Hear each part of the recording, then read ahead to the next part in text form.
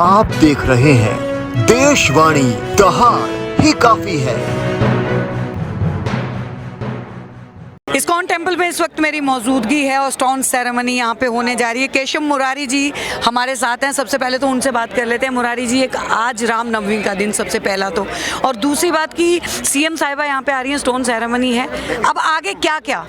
देखिए, आज रामनवमी का फेस्टिवल है और रामनवमी में हम सब जानते हैं पूरे भारत के लिए एक विशेष त्यौहार का उत्सव है। इस्कॉन में बड़े अच्छे ढंग से मनाया जाता है, लेकिन भगवान की कृपा से हमारे पास दिल्ली एनसीआर में ईस्ट ऑफ कैलाश में राम सीता दरबार है और यहाँ पर भी सीताराम कृष्ण हनुमान का दरबार बन चुका है। 1 साल पहले इनॉग्रेट कराया था। तो पूरे नॉर्थ इंडिया में और आउटर दुनिया में सुबह से लोगों का, भक्तों का तांता लगा हुआ है। सुबह से लोग दर्शन के लिए आ रहे हैं। तो सुबह से हम लोगों ने भगवान का अभिषेक किया, तीनों ऑल्टर में अभिषेक हुआ, खूब प्रसाद बांटा।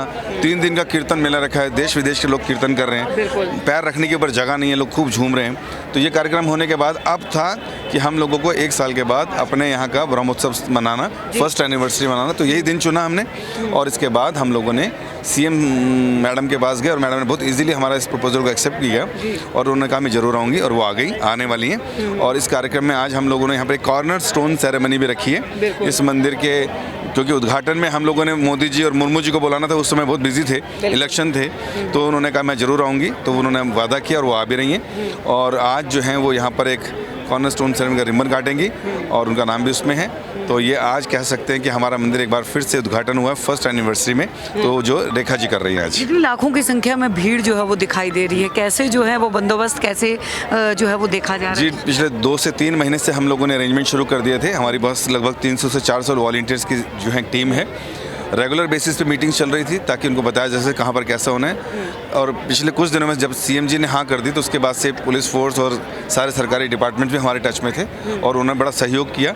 और लोकल एमएलए जो हैं और जितने भी एमसीडी और डीडीए के लोग हैं उन सब ने हमारी बड़ी मदद करी। फिर हमने सुंदर से सजाया मंदिर को और पिछले 3-4 दिन से सफाइयाँ चल रही हैं। कुछ हमने थोड़ा रोड भी बनाया और इसके बाद कुछ बैरिकेड्स किए ताकि किसी को दिक्कत ना आए। जो आम जनता आ रही है उनको भी दर्शन करने का मौका मिले, ऊपर जाएँ, भगवान का सुंदर दर्शन करें और दर्शन करने के बाद उनको ईजी वे आउट भी दिया है। और सुंदर गोविंदा रेस्टोरेंट भी अंदर है, जिन लोगों को वहाँ जाना है तो वो वहाँ जाके प्रसाद भी ले रहे हैं, खाना भी खा रहे हैं। और अब जैसे ही मैडम आएंगी तो यहाँ पर ये कार्य करते ही उसके बाद हम उनको लेकर जाएंगे सीधा भगवान की आरती के लिए, भगवान के दर्शन के लिए। और वहाँ पर भगवान का दर्शन करेंगी, आरती करेंगी और वहाँ पर लगभग बैठे हुए 3 से 4 हज़ार लोग उनको 2 मिनट के लिए एड्रेस भी करेंगी।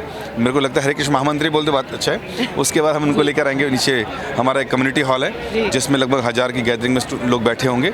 तो वहाँ पर हमारे इस्कॉन के जो जीबीसी हैं, हिज ऑनर गोपाल कृष्ण गोस्वामी महाराज की जगह जो आए हैं, गुरु प्रसाद महाराज जो अमेरिकन हैं, तो वो हैं, बड़े साइंटिस्ट आर्मी के थे, तो वो इस समय यहाँ पर संभाल रहे हैं। तो उनसे हमने प्रार्थना की कि वो रहे।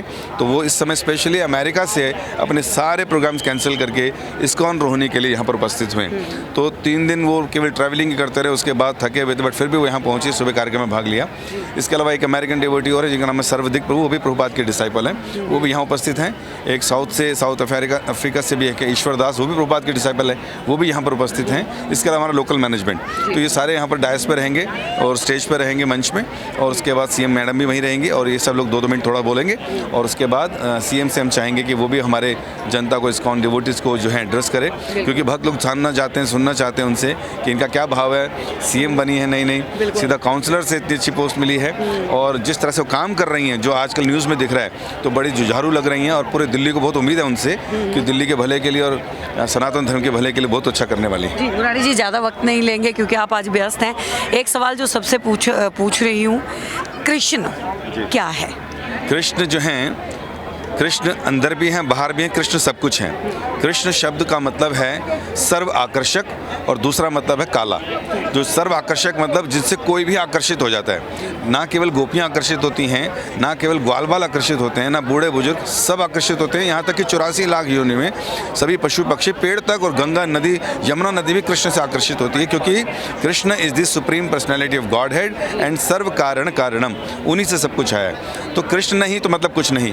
कृष्ण भगवान भागवतम में कहते हैं, उन्होंने कहा कि अहम एवासम एवा अग्रो, अर्थात जब सृष्टि नहीं थी तो भी मैं था, जब सृष्टि मैंने बनाई तो भी मैं हूँ, और जब सृष्टि नहीं रहेगी material creation and spiritual creation, तो भी मैं रहूँगा।